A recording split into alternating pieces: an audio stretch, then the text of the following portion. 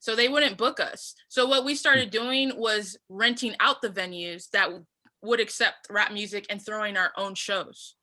And then we started building, the collective and separate brands individually, building our own brands. So that's how we started selling out shows, is because we just did it ourselves. Live the life you love. What's going on, y'all? Today's guest is Cherele. Cherele is a hip-hop artist based in Atlanta, Georgia, originally from Fort Myers, Florida. She has a really fun, awesome new single out right now called Kiki. So definitely go check that out on Spotify. Kiki, Kiki. Such a fun song, such a fun artist with such a great mindset on just the business and doing shows. It was really fun getting to know Cherele and talking to her about her journey and how she got started doing house shows. I always tell y'all, house shows are great for hip hop artists. It's not just for singer-songwriters. So we talk a little bit about that, how she got started doing house shows, to renting out venues from the house shows and literally building from that to the next level, to then having promoters book her directly, and really packing out shows, selling out shows, putting together a really great vision and team for her career. She's doing some really awesome things, and I love her mindset about the music business and the industry, her strategy, whether it's intentional or just natural to her. She's doing some really, really cool things. So definitely check her out at Cherele.com. There she has links to her lyric video that she created, a really cool animated lyric video. She has a show on Twitch that she then puts on YouTube. It's called Left on Red. So really, really cool, fun game show that she has that's very well thought out. And she actually literally writes out scripts for this game show. An artist that has a big future ahead of her. I'm really, really excited to have her on the podcast at this stage of her career. It'd be awesome to have her back on in a year or two to see where she's at. If you're watching on YouTube, then leave a little comment, subscribe to the channel, hit that bell, and leave a comment of questions or just thoughts from the conversations, or even the quick tips that we drop on Tuesdays. But thank you all so much for listening and your support. I hope you enjoyed this conversation with the amazing Cherele.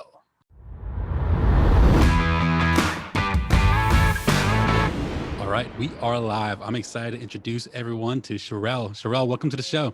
Hey, thank you for having me. Yeah, I'm excited. I'm excited to talk to you. Are you based in Florida? No, I'm from Florida. I'm based in Atlanta. I'm originally from Fort Myers, Florida, though. Fort Myers, interesting. Yeah. we always used to make a joke. So all the old people go to South Florida, and then their parents go to Fort Myers. Yeah, that's true. That's true. It's a very interesting city. Like now, it's up and coming, but I mean, growing up there, it was nothing. Yeah. When'd you go to Atlanta? 2015. So okay. I've been here for 5 to 6 years. Very cool. And you went up there for music? For music, yeah. And why Atlanta? Like, why not New York, Nashville, LA, Miami? Like, why Atlanta? Well, honestly, I had the most closest friend groups that already lived in Atlanta. So that was my first deciding factor. And I had been traveling back and forth for years doing shows and kind of feeling the city. So I already was really comfortable with it. And then you have my best friends up there. So it's why not? So that was, and it's Atlanta. It's, I'm a Southern artist, and this is where the industry's at for that. So it just made sense. Absolutely. Yeah. I love Atlanta. It's such a great town, and I'm excited that more and more of the music industry is going to Atlanta. I mean, you have agencies there now, labels are there now. I mean, it's literally it's like a New York in the South. Yes. Yeah. I love it. What's your favorite thing about Atlanta? Probably the creative community.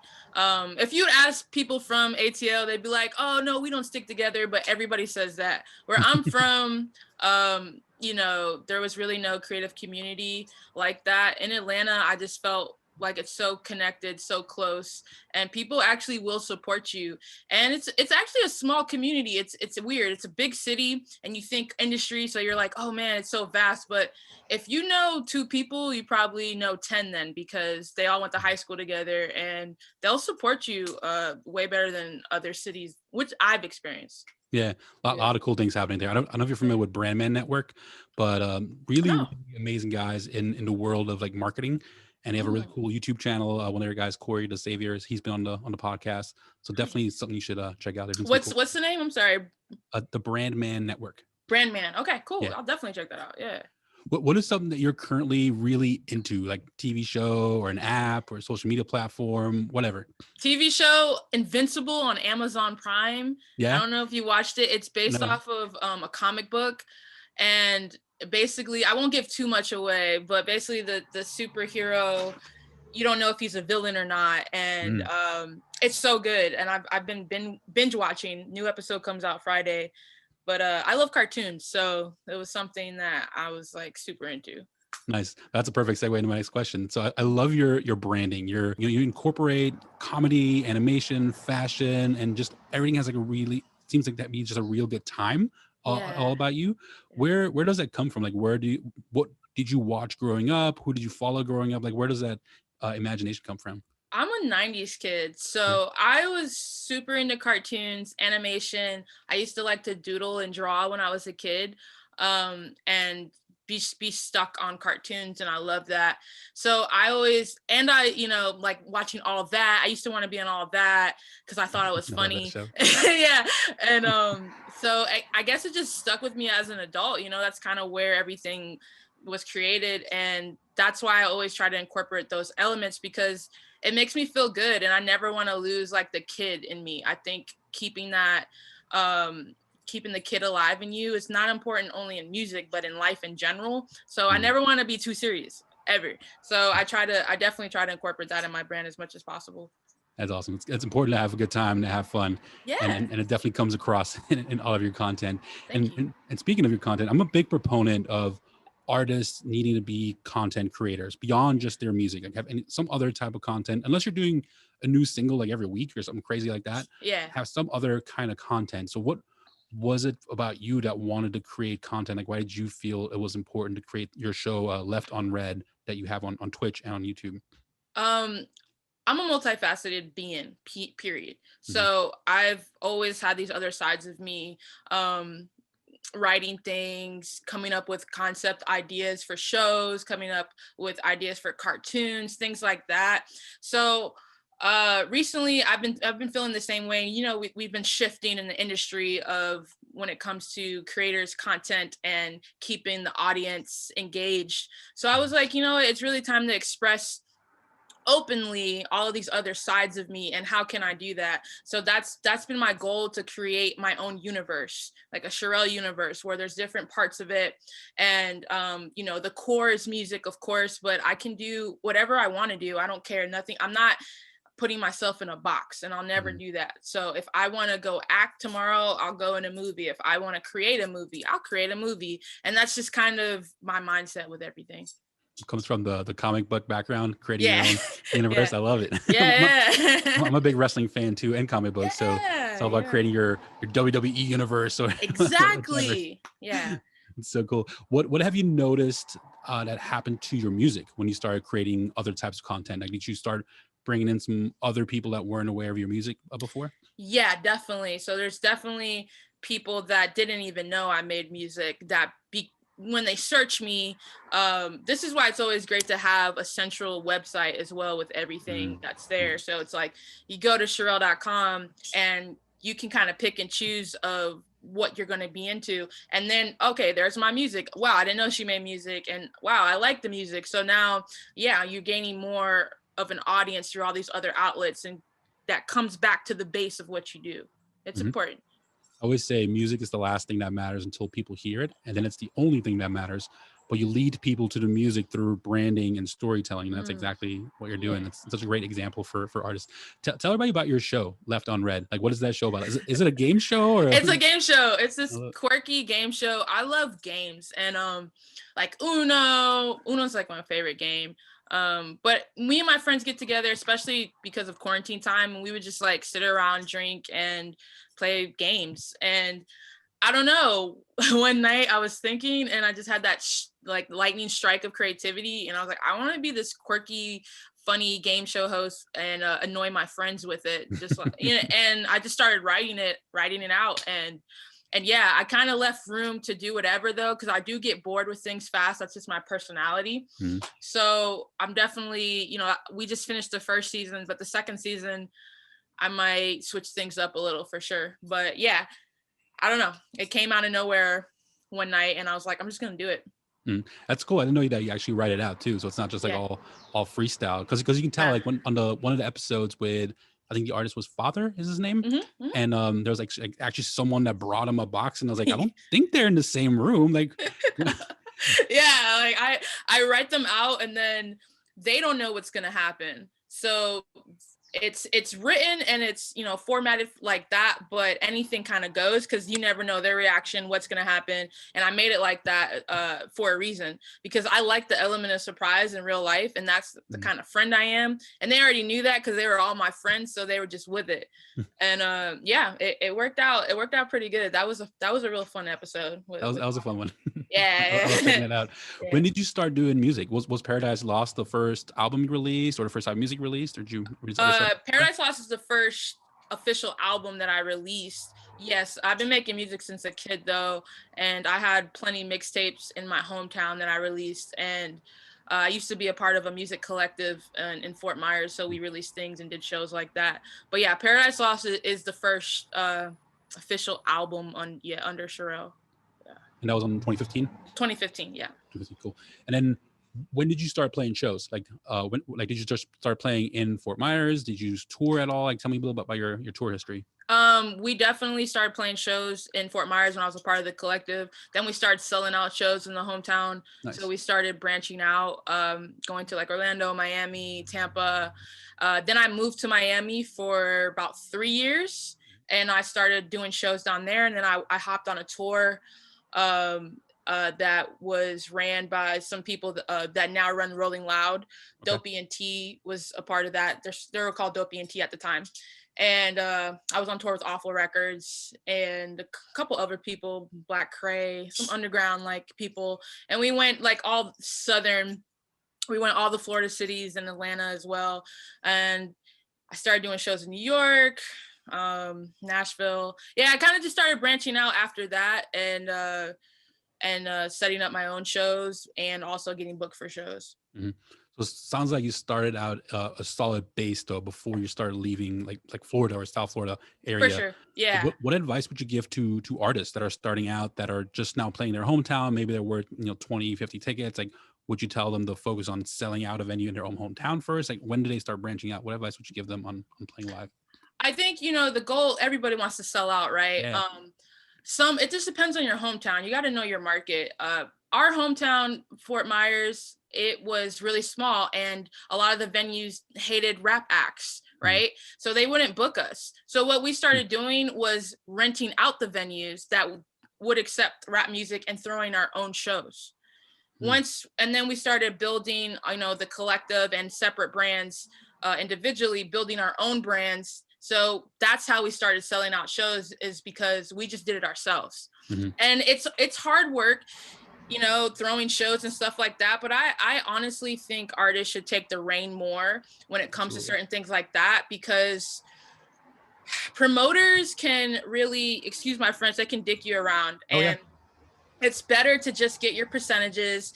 You make the door, you have your merch on the table, you're making that money. Yep. And you're only splitting such, with whatever deal you have with the venue. And I think that I've always thrown my own shows for a really long time. And that's how we started selling out in the hometown. And then people were like, oh, you are dope, I'll book you now, but at first nobody was booking us. And that's just where I come from. So it just depends on your market, your hometown market. But hometown is always a special place. It just is, your odds are, majority of the people there. And it just depends on what you're trying to achieve as an artist. Mm-hmm. All right. This is right up my alley. I think all the independent artists and students that are listening to this will learn a lot from this. Tell me a little bit about the process of renting out venues, because it's not something you can just do when you're first starting out. I mean, there's major artists that are doing this. I mean, I don't know if you know Joe Bonamassa. He's actually also from Fort Myers, or based in Fort Myers now, but they rent out venues everywhere they go. They rent out amphitheaters, arenas, and they sell them out. So tell me about the process of reaching out to a venue and how that whole structure works. Well, you got to build relationships, and you need to build relationships with that venue manager or whoever's running that spot. And it depends on like I said, what kind of genre of music you do. I do hip hop, and some venues don't want to have book hip hop artists. Like, that's the thing, so it just depends. I started going to venues and be like, oh my God, I really like this venue. They do this every week. I'm going to like, who's the venue manager, who runs this place, who's the sound guy. Even this, it just doesn't matter. Build that relationship and be like, hey man, I have this idea. Here's my audience. Here's what I've been doing. I think I could book 100 people. I could bring 100 people in, and we could, put $10 at the door. I can give you this type of split. You got to really just act like your own manager, your own business manager. And that's just a part of the game if you want to go that route of booking it yourself. But once you build that relationship, hopefully you continue that, and you can keep that for a lifetime and then come back. Absolutely. And you know what I mean? And or that venue manager or whoever you built that relationship with knows other people and like, hey, I have a dude out in Orlando and he would love for you to have. So then it just starts moving in motion because of that relationship that you built. So it's really about building those relationships when it comes to trying to book your own shows. It's about building the relationships and also putting in the work then, because you also put in the work, right? Because if you would have made that relationship and only 20 people came out, and on a normal night they have 40, 50, then it's not a worthwhile relationship for them. So like you build that relationship, you had a plan, and then you followed through and worked your butt off to get people to the show. Exactly. Yeah. You're also going to have to not just book the venue, but then you got to focus on marketing, and you have to focus on your audience and how can we get them out, and how can we make that experience a different experience versus them just going to a club and hearing someone playing, in the background. That's a whole other thing too. So it is a lot. It is a lot. But honestly, I think it's worth it. If you have a small team, could just be you and like 2 other people of your friends and be like, hey man, I want you to do set design. I want you to help me with my merch table. And I have this relationship, and like, let's make it happen. How'd you promote these shows? And then how'd you guys sell tickets as well? Like, did you sell tickets in advance? Was it only at the door? And what'd you do for marketing? We definitely sold tickets at the door. I'm sorry, I'm thinking back because this is a while ago. Okay. And a lot of the marketing was online, but also in person at the time. This is like 2011, 2012. So there's still on the ground marketing. We definitely, everything we did though looked clean. That's another thing. So marketing and branding wise, it looked like we were signed, it wasn't nothing sloppy. Our graphic design was in-house, and it was extremely clean and colorful and enticing. It wasn't, something that looks like it's been on Facebook or something. You got to think of the small little details that will make someone like, oh wow. And plus, since we were from a city that never really did stuff like that at that time, it made even a bigger impact. And we used to actually throw house parties. So we started throwing house parties. We had like a big friend group already. And then we started throwing house parties to get all the other kids. And we made merch that was like our merch, and everybody would wear them and stuff like that. And then we would post pictures online of all these crazy house parties. The house parties ended up turning into shows. So, because we would sometimes perform at the house parties and we'd play our music, we'd have our DJs, everything seemed in-house. It was very, it was like a clique. And then that translated into, oh man, I was at their house party. It was so lit. I'm definitely coming to the show. Yeah. And then we would sell tickets at the door, and it would sell out because people already were used to our parties. I love that so much. You have no idea, because I always talk about like strategies on how to get to a place where you can sell out shows, right? And it's always all about starting small and knowing your town. And I always tell people house concerts are not just for singer-songwriters. I mean, there are hip-hop artists are doing house shows. There's metal bands playing garages. Like, I love that. I love that you started doing that, and that's how you got to know the people, how you made some fans. Exactly. And you're going to bring a good time, and now we're going to do a show. Now they all want to come to the club with the sound system and the show and everything. Exactly. That's key. And that's really how you start from the bottom up, I think. It's just building your own culture. Building your own culture. Yeah. And it sounds like you had a lot of patience, and you didn't skip any steps. Like you literally took the right steps, like leading up the kind of the ladder. Yeah. But we had fun, I had a lot of fun too. It wasn't just all like some things we did. We weren't that strategic. It just was organic. Sometimes you just have these kooky ideas, or you're just like, I just feel like doing this shit, and then it just works and you stick with it. So it's not all the time, streamlined, sit down, we're gonna do this and the third. Sometimes it's like you're winging it, and your wing just ends up sticking to the wall. So I like that. And you talked about having a set designer. So that's actually something I was going to ask you, because it's, again, everything seems very intentional about your brand. Like, your visuals are great. I love the lyric videos, like the animations that you've created, even on your Twitch show. Like, do you bring any of those elements to your live show? And what is it that you do for a live show to make it all look a little more appealing and just more fun and different? I'm a colors person. My brand right now is very orange. So I always want to make whatever color I'm on at that era. I always want to make sure it's incorporated in a live show. That's why it's also good to build relationships, because you want to build relationships with the lighting guy. And, people don't think about all of these roles that happen in live shows, but they're so important. The lighting guy and the sound guy are probably your two most important relationships outside of the who booked you, right? Right. So I've always go to sound check. And that's the thing. Artists are just like, I don't need a sound check. There's only been one time in my whole career where I skipped a sound check, and it was because I was so behind on getting ready. Like, I had to, but I sent like a manager there. But I always do it, and I always talk to the sound guy. I go up to him or her, and I'm like, hey, nice to meet you. Talk to the lighting guy. Hey, nice to meet you. Guess what? I want orange on this song. Let's practice it. I want that, I need my vocals to have reverb here, things like that. So those little elements definitely help. And it depends on your venue and what they'll let you do on stage. I've definitely had venues where they're like, yeah, we're not really with like you bringing certain elements here. I've opened up for bigger artists where they're like, nah, you can't really do all that. But then there's times where I've had a set designer, and I'm like, which is my homegirl, we keep things in house. I love it. And like me and her just like put certain flowers up or balloons or wrap the mic or something or bring props. It's just little things. And of course these are smaller stages, but once it gets going and it's bigger, then you have more room to do. Then you get the pyro, Yeah. I love it because those little things make a big difference. I mean, just it's just you're not just another rapper that's on stage rapping to a track. I mean, you try to add another element to make the show a little bit more memorable, and make yourself a little more memorable. That's really, really cool.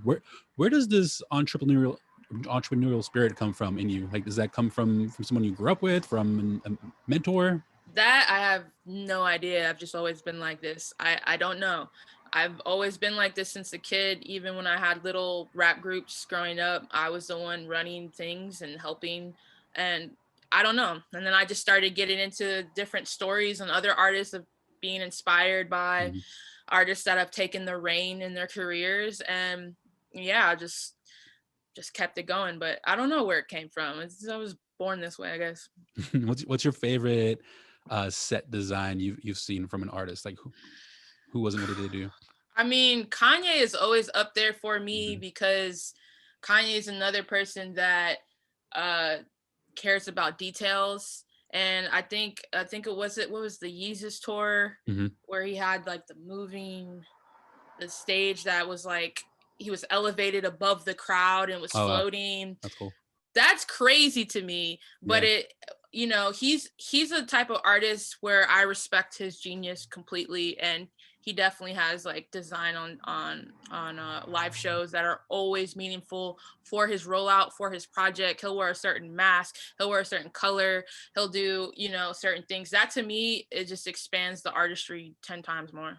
I love that. I did one of my last shows that I did before the pandemic was with Juice WRLD, and rest in peace, Juice WRLD. But his set was is cool. Like, he wasn't doing like arenas or stadiums yet, but I think, what's the video game? Is it Full Metal Jacket? I loved that game. Yeah. So his stage was basically Full Metal Jacket, and he had like sick cars and vehicles on stage, and he has things blowing up and pyro. Like, it was so much fun to watch. Dope. See, that's cool. And it's like, I'm sure he was like into that. And that's the thing. It's like branding, it's just things that you're into, right? And it's like, all right, how can I incorporate this into my brand? Because I like playing that game a lot. And that's what it's about. And when it's something that you're really into, it makes it authentic. It's not like it doesn't come across like you're just trying too hard. Exactly. And it's fun.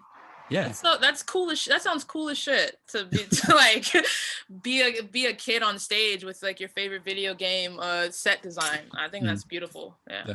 Same here. What does your current team look like? I mean, you've toured a little bit. It sounds like up and down the East Coast. You've sold out some shows in the Southeast. You are creating all this amazing content. Your music sound like everything's very like looks very tight, like well put together. What does your team look like? It's me and my producer. Isn't that crazy? Wow. It's the two of you. It's just the two of us. Oh, that's great.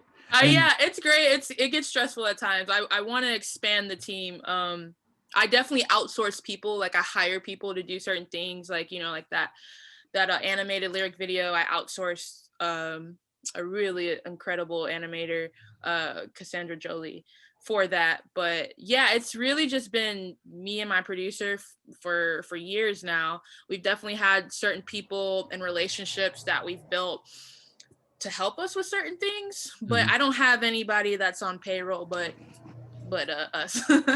That's pretty cool. Y'all have done some cool things already on your own, and I think people are starting to notice. Starting to pay attention. So can't wait to what comes next. But how'd you meet your producer? Actually, in Fort Myers. Okay. He, at the time, we were part of the collective, and he got brought into the collective from Miami, and then him and I moved to Miami together and worked on Paradise Lost, and we're also just best friends. So it just kind of just was an organic friendship that grew into a music partnership, and we just been doing things together ever since. 98% of my music is produced by him. That's great. Yeah. And tell me about the collective you started. What were all the different people that are part of the collective, and what kinds of things that y'all do together? It was 4 rappers. We had a in-house clothing line at the time called Elephant Inc.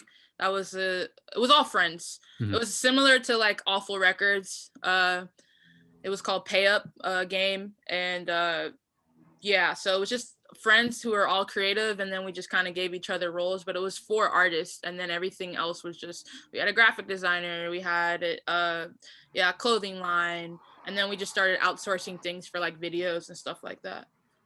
I have an artist I work with, and she's part of a collective too, and it's such a good thing for other artists to learn, like find other people in your community and help build each other up, because this collective, it's not just rappers that are part of her collective, but they have a video person, an audio person, a DJ, and if you go there, they're renting out an office. I think it's 8 people renting out an office, and individually they couldn't afford it, but together it's like $125 each, and they have, that's the thing.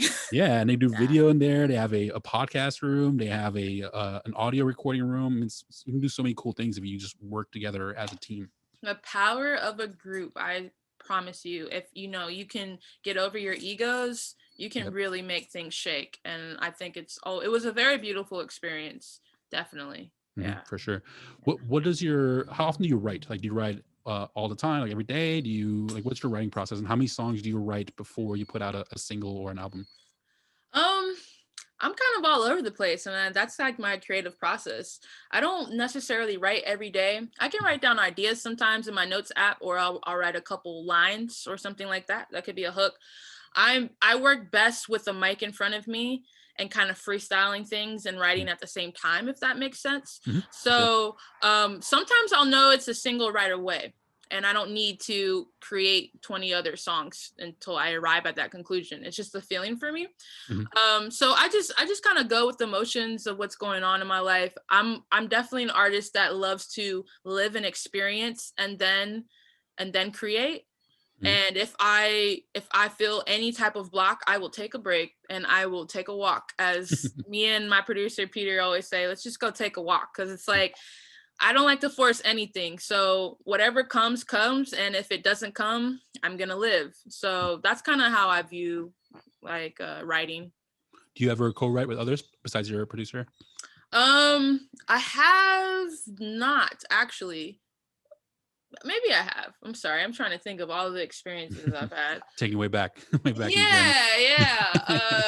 I have co-written some things. I definitely have with some singers back in Miami, but other than that, no. It's usually just my stuff. But but I definitely, me and Peter create a whole, we like to genre bend and experiment. So I definitely have things in the vault that you may never hear, but maybe another artist will get on or use, or we'll do a sync deal.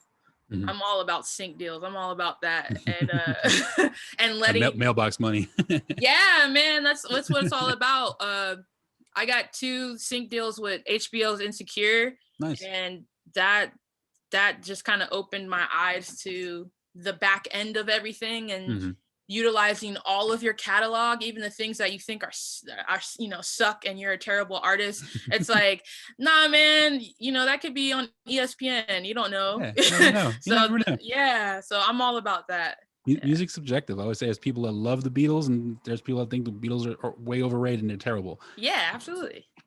Tell me more about the sync stuff. Do you have like a sync agency?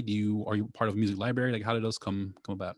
They just reached out. HBO, I woke up one morning, HBO was in my email, and I had to quickly learn how to navigate a sync deal, which required at first a lawyer. Of course, I got an entertainment lawyer really fast and looked over the paperwork. But after that, I was just like, oh, I know how this works. So like I said, relationships. So that music supervisor became my friend in a sense. We're not best friends, but it was just like I continuously sent him music and just was like, this is what I'm working on. And then boom, I got a second sync deal with him for HBO's or Insecure for their 3rd season. So I was on season 1, season 3.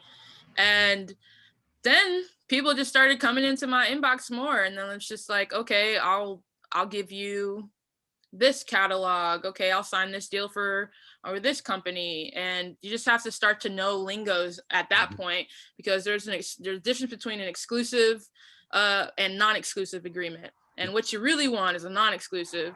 But I have both right now on the table, and that's the name of the game. It's just like sometimes you just never know what's gonna come into your inbox, and then you just gotta figure it out of how you're gonna navigate. Because like I said, I don't have a manager right now, so I had to learn some things. Yeah, it's awesome that you took the time to learn those things too. Versus like just seeing HBO come across your inbox, like, oh hell yeah, let's do this. Versus like you got an attorney and actually like read over the agreement. And I was so nervous. Like I was so nervous because I had no idea like what that was, and I was like, oh my god, I don't want to get screwed over. Like, what if they own me for the rest of my life? And then then your lawyer's like, no, you're good, but this is how this works. And I was like, oh, okay, cool, now I get it. They're not trying to like sign me up for the rest of their, my life. But yeah. I mean, this sounds like such a like common sense question to ask, but how'd you know to contact an attorney? Like, is there anything that you're learning about the music industry that's giving you a little bit of insight in it? Like, is there any books that you're reading or any podcasts you're listening to? Like it sounds like you have a little bit of insight how the music industry works, or at least who to reach out to when something comes across your table. My whole thing is contracts. There's lingo in there that's not really meant for an everyday artist to even understand. And if I don't understand it, I don't understand it. But also I was in Berklee College of Music. I took some for a few years for music business. It was something that I just wanted to do. So I got books from there as well. And I clearly, I learned some things from the professors and all the classes and stuff like that. So I have my certificate in professional music business. So at the time I had just started Berklee when HBO first reached out, and like it's kind of the first thing they tell you, is like, get an attorney. You don't know what's in that damn contract. You think you do, but there's lingo. And I even took a course how to read contracts, how to decipher contracts, but I still wasn't comfortable. I still called the lawyer. But now afterwards, I'm still a little more comfortable, but that's what sync. If there's something else that I don't know, it's okay to not know. And I think a lot of artists just have this like ego thing, or they're just very eager to like get money because we're not getting a lot of money, you know? So it's like, oh, I just want to do this. And then you're screwing yourself. So I always say contract, lawyer, period. So many good lessons there. What you just said. An attorney friend of mine told me, whenever there's something in front of you that you need to sign that has words on it, you should talk to an attorney. Yes, absolutely. You never know. You never What know. was your experience in Berkeley like? Did you go online or did you go to campus? It was online. They had this really cool program back in 2015 where you could, get a real deal certificate type thing. And I was just like, I want to do it. And I did it. And it was really hard. I'm not gonna lie. It was hard because it was hard to balance life with school and online and paying attention. And I'm not gonna act like I didn't have terrible days, but I did it. Right. and building a music career and running a business. Yeah, it was challenging, but it was extremely resourceful. And they have incredible professors there that are literally in the industry. Some of your professors work at labels, and that was pretty cool. Yeah, that's pretty cool. Berkeley's a really, really great music business program. I teach at FIU in Miami, and we're trying to bring the caliber of our music business program up. It's still pretty new. Yeah, FIU. Yeah, I had a few friends that went to FIU. I actually got into FIU and went to USF instead. Oh yeah. Yeah. Why USF? I don't know. I just wanted to go to Tampa. There was no reason. Yeah. I was like, let me just go to Tampa. But FIU. Tampa's cool. I especially love St. Pete. St. Pete is really cool. Beautiful. Yeah. Have you played shows in Tampa? Yes, a lot of shows. Where'd you play out there? Bricks. It's called Bricks, and then there's this Ybor place as well. I have to think. I've sold out Bricks before. Orpheum or Crowbar? Crowbar. I played at Crowbar and I played at Orpheum. Nice. Yeah. I've worked a few shows at the Orpheum. I once booked Andy Grammer over there with Rachel Platten before she blew up. Dope. Yeah, that's dope. Yeah, I love Tampa. Tampa is one of my favorite cities in Florida. Yeah, for sure. Totally agree. And then how does the pandemic affect you? Because it sounded like you had some really, really good momentum going. Like you were playing shows, you're selling out shows, and you're doing some touring, and then all of a sudden everything stops. And which, as an artist that's still kind of still in the early stages of their career, and you're finally making a living doing music, and then this pandemic comes along. Like how'd you adapt and pivot? Man, I took a break. I'm not gonna lie to y'all. I had so much anxiety about everything, and then not being able to do live shows, which was the bulk of my income. It was a lot. I went back to Florida for a little bit and just started working on new music. And I took a break from social media. I took a break from the hustle and bustle of the industry, because a lot of things were shut down in the industry too. So it was like, you need to take a break. Yeah. So that's what I did. I worked on myself, and that's okay. And it was extremely needed. And I needed that break because at the time I was juggling a lot. At the time I picked up a regular job. So I was a manager at the time, plus doing music, plus in school. And it was just, I was like, okay, pandemic, it's break time. And I did it. And I was kind of just low key and working on new music for the majority of last year. And I just kind of resurfaced probably like 5-6 months ago. Okay. So it's good. It's important to take a break. I mean, the human body wasn't made to be grinding and working all the time. And, like with being on social media and seeing all these ads, like your adrenaline's constantly pumping, your dopamine's constantly going off. Like, I mean, your body probably thinks you're getting chased by a lion the entire day, all day, every day. Yeah. And I really think, our industry is an interesting one because, there's not a lot of outlets for that. And there's not a lot of, record deals don't come with benefits a lot of the times. And everyone just thinks it's grind culture 24/7 and you better be up at 3 a.m. making their next play or deal. And I don't know. I had to really release that mindset, and I released it during the pandemic because I had a break. And it was just like, when I feel overwhelmed and drained, I'm going to sit my ass down somewhere because it affects my creativity. Yeah. And I don't want to be on an empty tank going just because I'm worried about what the next play is. Right. It's dumb. It made me realize how dumb some things are when it comes to grind culture in our industry. So I had a good time, good little vacation. Good. Is there anything you did during your time off that you want to incorporate more into your life, or you feel like that especially has helped your creativity coming back? It was just really staying away from my phone and spending time with family and friends, like generally. Because I was always, like I said, I don't have a manager. So I was always handling certain things. And coming up with certain, moves, and to kind of just disconnect and being able to disconnect, even if it's like a day a week. Yeah. And I've incorporated that into my life, and Good. that has changed a lot of things for me. And I just realized that rest is the revolution, Mhm. and it's okay to rest. And I'll keep that probably for the rest of my life. Good. I mean, it's really important to rest, right? Because Yeah. we're especially like, I think we're all creative beings. Yeah. But Absolutely. especially if you're doing this as something that is your career and you're being creative as a career. I think that's one of the most common bad advice that I hear given in the music industry is that you always have to grind. And if someone is, if you're sleeping, someone's awake outworking you. And it's like such a bad mindset for creativity. Like I love these, like I'm in a kick of like all these old authors and philosophers and like, how did they come up with so many amazing ideas back in the day? It's because they had a lot of free time, a lot of time to just Yes. sit and think and be creative. Yeah. I mean, Yeah, that's so important. mhm. My whole thing now is just like rest, and then when you hit hard. Yeah, Like that's just it, and then go back to rest. It's okay. yeah. That has changed my entire life. Like as a human, not just a creative, but just like as a human being. And Mhm. it's okay to rest, even though social media tells you it's not. I think we'll get a lot of benefit in how people treat each other and how they show up in their family life and their work life if they just unplugged more. Like if we'd spend some more time on the beach, Yeah. meditate a little more, exercised, have a day where we just eat a healthy meal, or a day we don't eat at all, like just fast for a day or something. I mean, so Yes. many benefits to just taking care of your body and yourself, like creatively, physically, and everything. Yeah. I think this journey for me is incorporating all that, and that working on my mental health, physical and emotional health, spiritual health always helps my creative health. Hmm. They're all intertwined.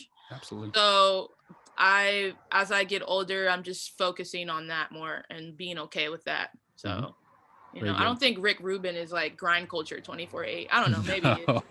No, that dude seems like he chills Right? pretty good, Like he pretty seems just hard. like a sensei who's just like sitting with his legs crossed and Yeah, thinking for 2 months, and then he's like aha, and then the idea is just so great, and yeah. I think that's beautiful to me. He probably sits and chills for 2 months, and then he's like, "All right, let's create 10 albums in one a month," and then I'm Yeah. gonna plug again. And then I'm unplugging again. Oh my God. That's literally, I just said that to my friend yesterday. Yeah, I was like, I'm about to go so hard and create all this and then just unplug for 2 months. yeah. And she was laughing, but I was like, yeah, that's what I want to do. I think that sounds so refreshing to me. It's so good. It's such a healthy mentality to have, and going into your career. What Yeah. is next for you? Like, what are you planning now? Now that things are starting to open back up. Um, some places can do shows again. Some places are still about to get there. But what's the rest of the year look like for you? What? Yeah, I definitely want to release an album focusing on visuals right now. Currently is getting a Kiki video out there, getting more visuals. I want to build a visual team, to have like an in-house team Mhm. instead of just constantly outsourcing. So I've been focusing on that, and then also other, facets of my business with when it comes to merch and ideas about, different shows or commercials and stuff like that. Mhm. When it comes to live shows, I don't know. I'm still open arms about it. I don't know how I feel about it. I'm kind of just sitting still right now. I do. Atlanta's definitely open, and majority of it. I got friends that are, run shows, and they're starting to book shows right now. I don't really know how I feel about it. I think I need to be a little more comfortable before Mhm. I want to do a live show. So we'll see about that, but right now it's just continuing to build the brand, and I really want to drop a project this year. Nice. That's definitely, yeah. And you said you don't have a manager yet. What is it? What is it that you look for in a manager? Like, what do you feel is something that makes a good artist manager? I need a manager who is willing to be a partner. I need a me. But and I say that to say I have a lot of vision, and I know a lot of shit. And I need a manager who also has a foot already in the industry, and also wants to sees the vision that I have, agrees with the vision, and knows how to be their own force outside of me directing them what to do or anything like that, where they take the initiative. Mhm. And that's really what it's about. But I think in management is a partnership. It's probably the most important relationship in an artist's career. Yep. So that I take that seriously. I've only had one manager my entire career, and now he's a lawyer for Post Malone, so Wow. he can't be my manager. But he was a great manager. But Yeah, he sounds like a good he finished law school. But he was that type that we discussed my vision of my brand and what I want, the goals that I want to achieve, and he already knew some industry connects, and we would both be working, but he would take the majority of it off of my hands, you know. But yeah, partnership is the number one word that comes to mind when management comes to mind. Very, very true. That's another good mindset. Yeah. What does your creative team look like? Because you say you want to build your own creative team in-house. Yeah. Right now I'm just outsourcing things. Like the Left on Red intro, my boyfriend made that because he's an incredible animator and graphic designer. Cool. Yeah. But I definitely need, videographers, graphic designers, and a photographer. Those are like the top 3 for me, for sure. But yeah, right now I've just been outsourcing things. We're in a content world. It's all about creating content out there, and having a content team on your side definitely makes a big difference. Absolutely. Let me ask you a few more fun questions as we wrap up. Some things I ask everyone, but what is the first concert you went to, or the first memorable concert? Oh my God, the first concert I went to was LeAnn Rimes. LeAnn Rimes, I never expect that. Yeah, because like nobody used to tour in Fort Myers, like nobody. And I was 9 years old, and I loved LeAnn Rimes when I was a kid. And I begged my mom, and we had nosebleed seats, like could barely see her, but I was crying. I loved it so much, and that's kind of like pushed me to work into music even more. But it was LeAnn Rimes. Where was that show? It was in Fort Myers. I think it's called Germain Arena. They used to play like hockey there and stuff. Yeah, and they still do. Yeah, they still play hockey there for the Everblades, I believe. Yeah. And they like gutted out everything, and it was just so crazy that somebody that big came to Fort Myers. But yeah, that was my first concert. That's cool. There's a few big shows that have come to Fort Myers. I used to work I used to work for AEG Presents, and they have an office in West Palm, and we did a lot of shows at Barbara B. Mann. Yeah. a few shows at Germain, which is now I guess it's Hertz Arena, right? Yeah. And I've done a couple shows at the Ranch. Oh, really? Yeah. That's crazy. That's crazy. That's crazy you even know Fort Myers. I always am like, what? Anytime someone's like, oh yeah, Fort Myers, I'm like, how do you know? I've been on the road. Yeah. The last show I did at the Ranch was the Whalers. That was a good time. Oh wow, that's kind of legendary. That's cool.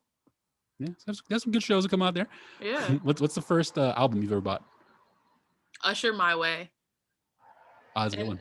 And it was edited because my mom refused to buy me the unedited version. I created so I have a 1-year-old kid, and I created a playlist for him, and just like good songs from throughout the decades, just so he gets used to like hearing good music. And Usher Nice and Slow is on there. Yeah. And my wife hears, and she's like, "Why you have that on there?" That's belong to a 1-year-old kid. I'm like, he doesn't know what it is. No, and that's a great song. I was listening to Nice and Slow edited at like I forgot how old I was. But that was my first album.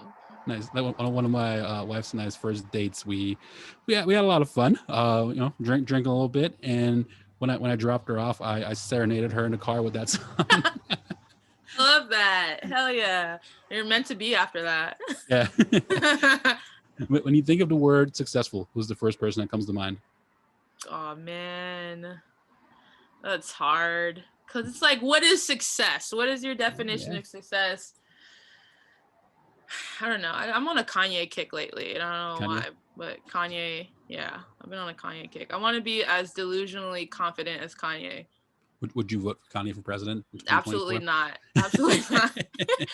But I love his tenacity and his vision.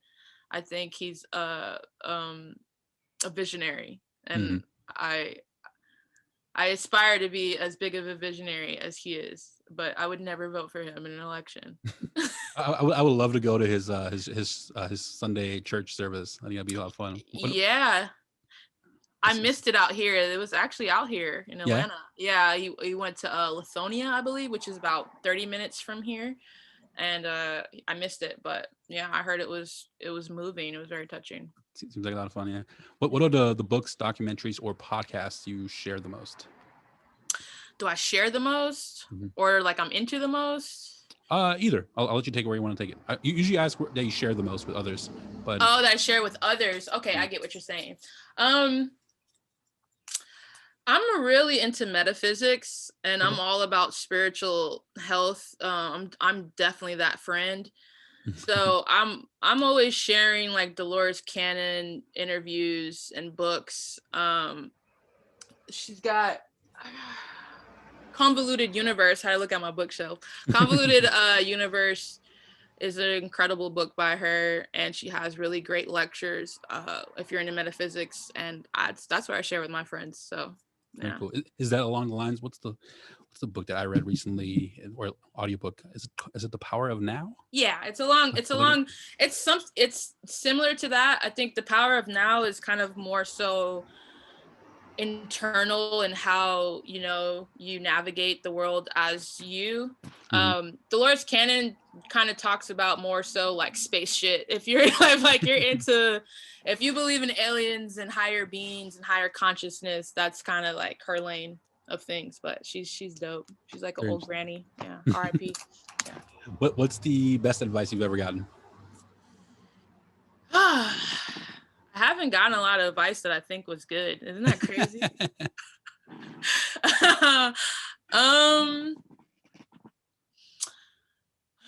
Best advice I've ever gotten, probably live for you. Very simple, Yeah. but when you expand on that, it's really deep. And live for you and you only.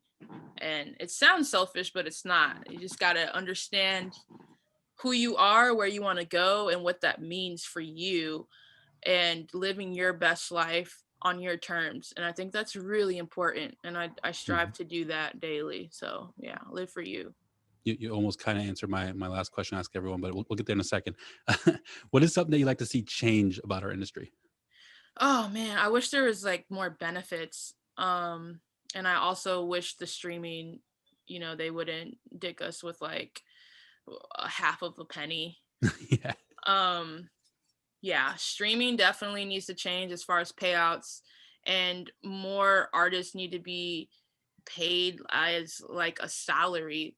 There needs to be levels of artist payment. So it's not just you're either dead broke or you're a millionaire. There's levels, just like there's levels in other jobs where it's like, okay, you're a starter, so you make 40 grand a year and Right. whatever. I think there needs to be more payment structure. We just need to get paid. And it's crazy how, we run the world. We give the world all the fuel, all the creative, whether it's acting or music, things like that, and we get paid the least. I think that's bullshit. Especially even within the music industry itself. I mean, Yeah. artists get paid the least a lot of the times, and it's the Yeah. people behind the scenes making all the money. Yeah, which is nuts, and they're not even creating. Yeah, they wouldn't even exist without you. Yeah, I think that should definitely change. I think it should be the other way around. So, Are there any new platforms you're looking into? Because I recently, like today, I am transferring all my my library of like podcast interviews. And I do like quick tips on YouTube. I'm transferring it all to this platform called Odyssey, which is it's also like it's a YouTube competitor. What's cool about that? It's on blockchain technology, right? And they have like their own coins, and like a coin might be worth like a penny. But the cool thing is like I'm not gonna subscribe to subscribe to every artist channel that I love, because I can't afford $5 to $10 for every artist. But if I can watch a video and was like, man, this video is dope, let me give them like 10 coins, like at least 10 coins for one viewer. So if let's say it's worth 10 cents, that's better than a half a penny for a view. And you can get that right away, right out of the gate. So I love platforms like that. I don't know if you're looking into any I'm putting that in my notes because that seems really cool. I've been looking, and I'm on Audius. I don't know if you've heard of Audius. It's kind of like Audio Mac. It's similar to SoundCloud, things like that. They're a starter up company. I actually found out about them in Clubhouse because I was like, Oh, cool. used to go on Clubhouse a lot, and one of their founders was in a room, and they're trying to pay artists more per stream and things like that. So I would look up Audius too if anybody as an artist wants to get a little more money for a stream. Yeah, awesome. I'll throw that link in the show notes. And then Odyssey is Odyssee. Oh, okay, cool. Yeah, Thank you. I'm spelled weird. definitely gonna check that out. Yeah. And then before I ask you the last question, I'll throw in a fun one that I haven't asked in a long time that I used to ask everyone up. But this one's called the Hollywood Vampires. So the original Hollywood Vampires. So there's a band called the Hollywood Vampires with Alice Cooper and Johnny Depp. Mm-hmm. But the original Hollywood Vampires was Alice Cooper, Keith Moon from The Who, Ringo Starr, John Lennon, and Mickey Dolenz from the Monkees. And it was a drinking club. They would just hang out in clubs late at night and drink and try to be away from the public eye. So like John Lennon, from the Beatles, not really wanting to be in front of the camera or the spotlight. He just wants to hang out with his friends and drink. So if you were to create your own version of the Hollywood Vampires, who would be your 3 to 4 people to be part of your drinking crew, dead or alive? Oh man, I would definitely get Rihanna because I feel like she's my make-believe friend. I would definitely I love Kalani. I would definitely get Doja Cat because she's as weird as me. I actually opened up for Doja Cat, which is cool. crazy. And I guess I gotta throw a boy in there. I would get one of my best friends is an incredible musician, Micah Freeman. So yeah, that would be a really fun drinking club. That sounds fun. I like it. I always love the story of Rihanna. So when I teach at FIU, I always share her story when I talk about record labels. Yeah. Because, on her first album, she didn't write any of the songs. So which means she didn't get any money on the publishing side or the master because the label owned the master. Yeah. And, they did this amazing, big, massive production tour. Cost a lot of money, and when the tour ended, she didn't make any money from touring, which is where artists make their money. So she was dead broke after like her first album cycle, and it's so cool now to see her like fashion company and being super successful and her being a billionaire now. So just really so dope to see that she just continued grinding and continued pushing on. I actually use Rihanna as an example in one of my classes. I think it was music entrepreneurship, about owning your own publishing company. Mm-hmm. She did, I don't know who did this, but maybe it was Jay-Z, I don't know, but her blueprint is very Beyonce blueprint of ownership when it comes to ownership. And she also has a publishing company named after her, like street she used to live on. And so does Beyonce, which is Parkwood for Beyonce. I forgot what Rihanna's is right now off the top of my head.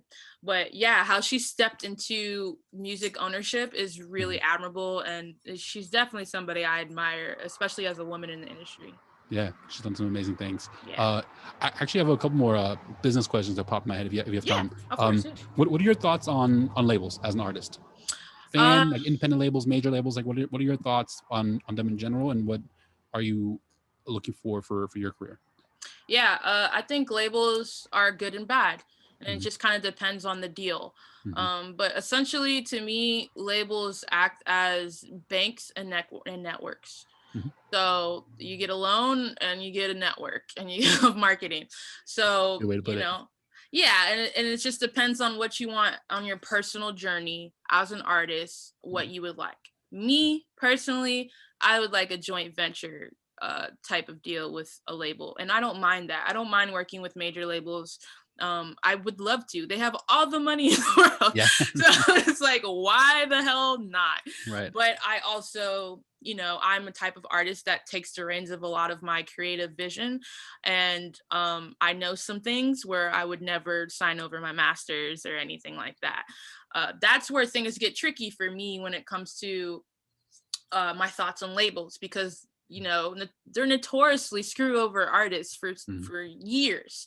But nowadays I feel like the artist should really read up on some things. I think every artist should at least understand what kind of industry they're going into and know a little lingo or a little thing, the difference between masters and publishing or what they're dealing with, like simple things, just so label does come knock on your door, RCA is at your door and they want to give you certain type of deal. first of all, lawyer up, and then second of all, it's like, hey, what do I want and need as an artist? I don't need them to own this much because I can do this myself. Or maybe you're like, maybe you are an artist that like, I don't give a shit. I'll take that $2 million loan and I can recoup it. I know I can. That's your choice. Me personally, I want a joint venture partnership type of situation. That's good. Yeah, more good advice.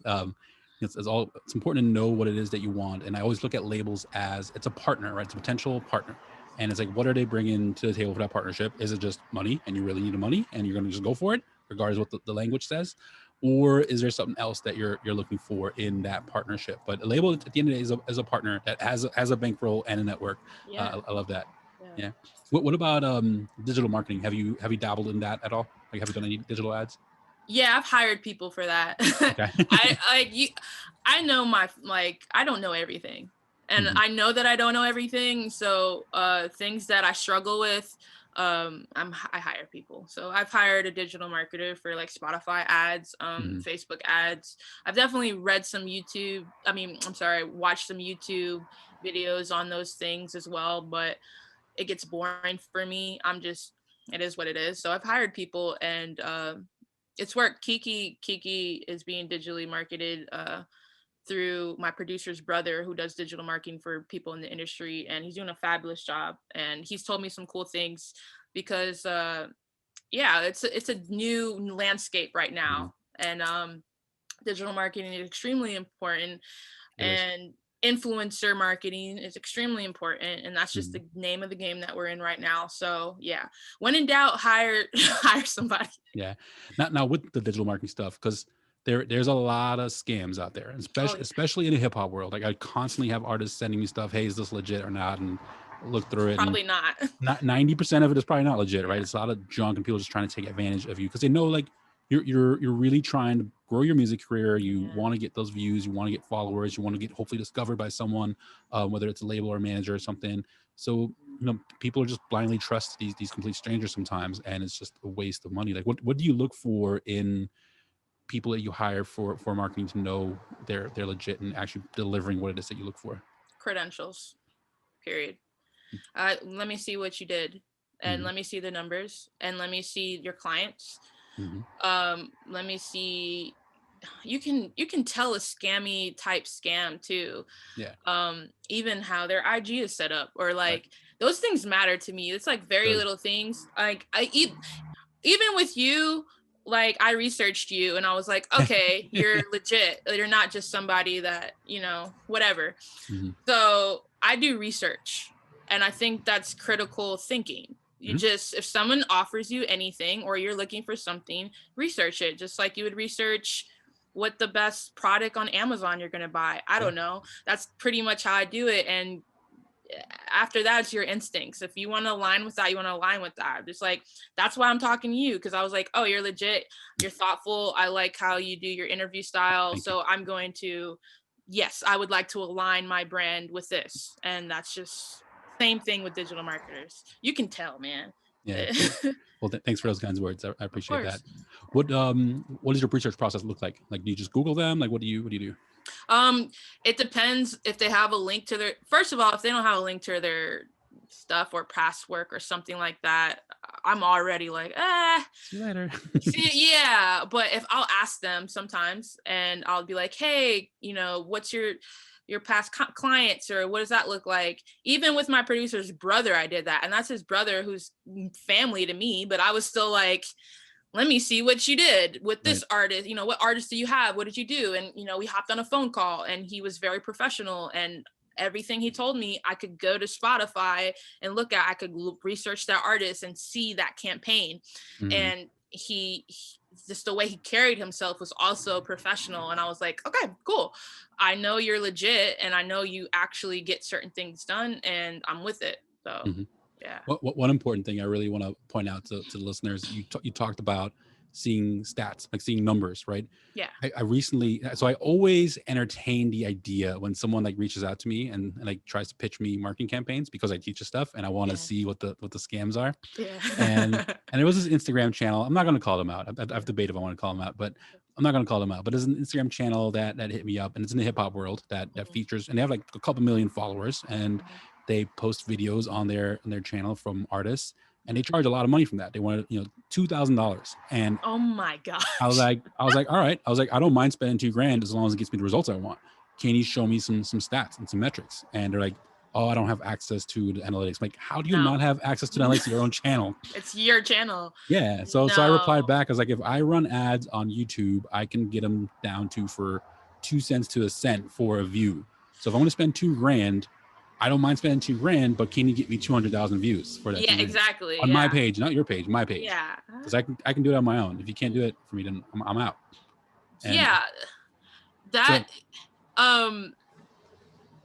I usually like to stay away also from any digital marketing people that you go to and it's just all these different artists that they're promoting at one. Like, how can I put this? Because this happened the other day and I denied it.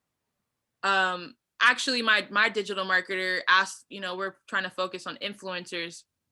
And he ran across one on TikTok who had, I won't say the name, but had 1 million likes and stuff like that.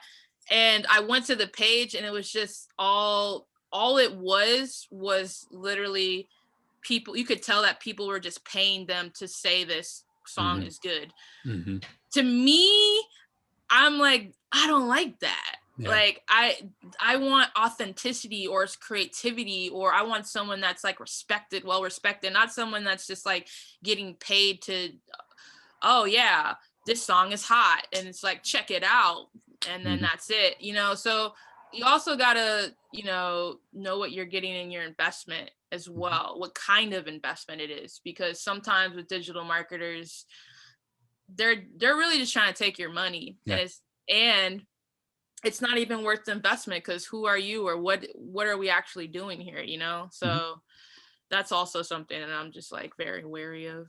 And they just take $2,000 of your money and I don't dump $50 into a Fiverr and get a bunch of fake streams for you or fake views for you. It's not worth it. Not worth it. Yeah. No, it destroys your analytics. Yeah, exactly. And you want to have, that organic. It's really weird. I was just talking about like, what does even organic mean in today's industry? But it's still possible to have organic pull and things like that. So you want things to be organic and not just, I paid for this. Yeah. I mean, I always say the organic thing takes work. And as long as you're willing to put in the effort and have the work ethic and consistency, organic is great. You can do a lot of damage doing organic stuff. And then the digital marketing, you really do want someone that knows what they're doing. It's not as easy as just hitting that boost button on Instagram and Facebook. There's a whole lot more that goes into it. But that's awesome. You have a digital marketer, you have a producer, you're looking at building a content team. It's like my ideal vision for an artist. If I put together a textbook vision for an artist, that's what I will look like. So it was so much fun talking to you and hearing your story and your mindset to the business and learning how you're doing things. Thank you. Yeah, it's been fun.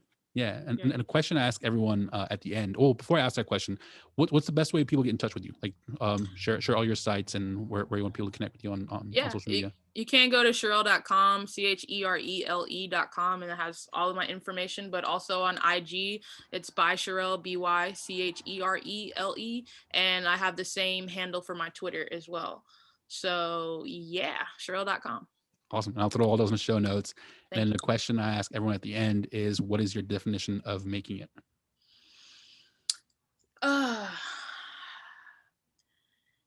My definition of making it is artistic freedom matched with financial peace.